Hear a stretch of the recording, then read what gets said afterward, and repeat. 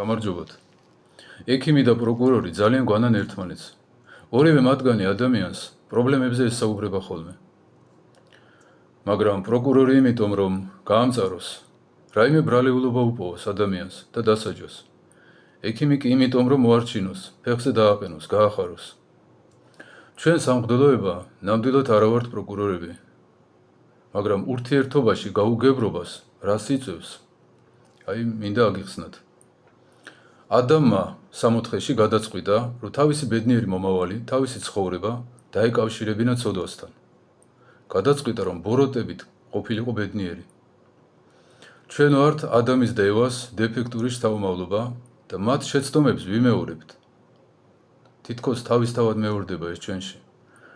ჩვენი ბედნიერი მომავალი უკავშირდება ხოლმე ცოდვას.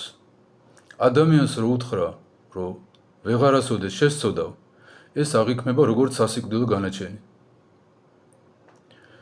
როცა ადამიანს ვეუბნებით ხოლმე, რომ ადამიანურ კაიკაცობას არანაირი ღირებულება არ გააჩნია, უნდა იყოს ადამიანი გამოსყიდვაში, უნდა წილი ედოს გამოსყიდვაში, უნდა იყოს აღსარებელი, მაზიარებელი, ქრისტე არის გამომსყიდველი. თუ ქრისტესთან არ არის ადამიანი, ის გამოსყიდვაში არ არის და ამიტომ ეშმაკი წაიყვანს ამ ადამიანს.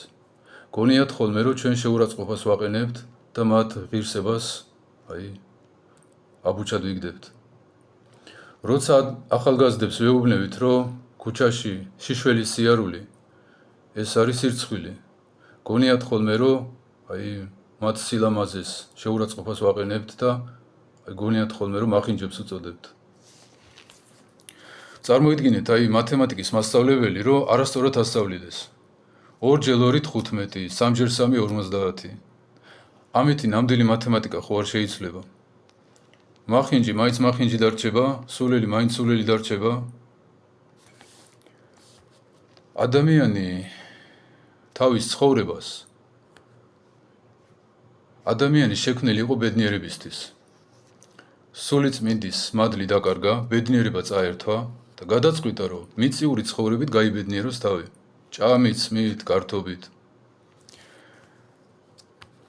სადაც არ უნდა წავიდეს ადამიანი, გინდ სასუფეველში, გინდ ჯოჯოხეთში, ცოდვით ვერ გაიხარებს.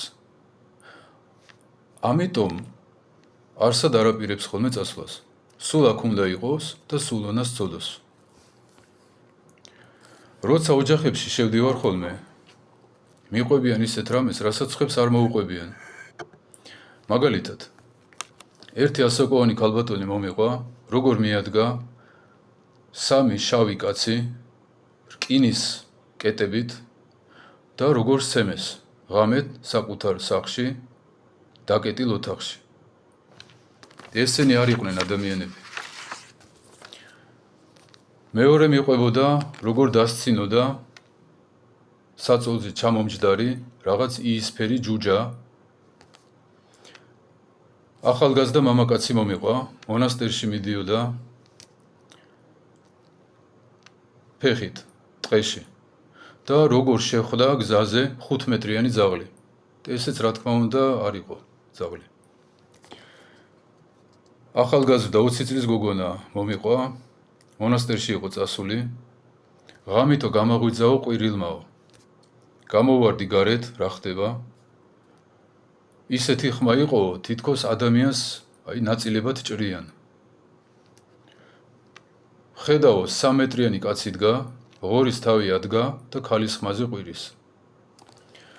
ადამიანები, რომლებიც არ მოღვაწეობენ, არ ლოცულობენ, არ მარხულობენ, არა ეზიარებიან, აღსარება არ იციან რა არის, სახარებას ცხოვრებაში არ ატარებენ, სახარებით არ ხელმძღვანელობენ, რაღაც თავისი წარმოდგენები აქვთ. ამ სამყაროსთან მოუწევთ შეჯახება. დაუცველებს ფარველის გარეშე. წარმოიდგინეთ მინდორი, ლამაზი ყვავილებიანი მინდორი, ოღონდ დანაღმული. და მე ვიცოდე, რომ აქ ნაღმები აწყვია და თქვენ არ იცოდეთ. მე რო გითხრა, რომ ძმაო არ გადახვიდე, საშიშია.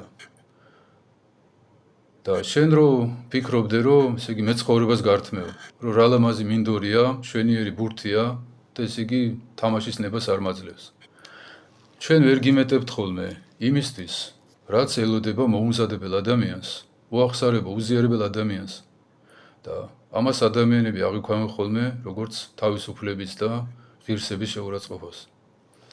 ამიტომ ღმერთს ენდეთ და ღმერთი გაჩუქებთ იმას, რაც ადამმა დაკარგა. ადამმა რო ვერ გაარჩია მტერი და მოყვარე ვინ იყო, ეს ჩვენ დავკარგეთ. და ვინც იმოღვაწევებს, ამას უფალი დაუბრუნებს მერე.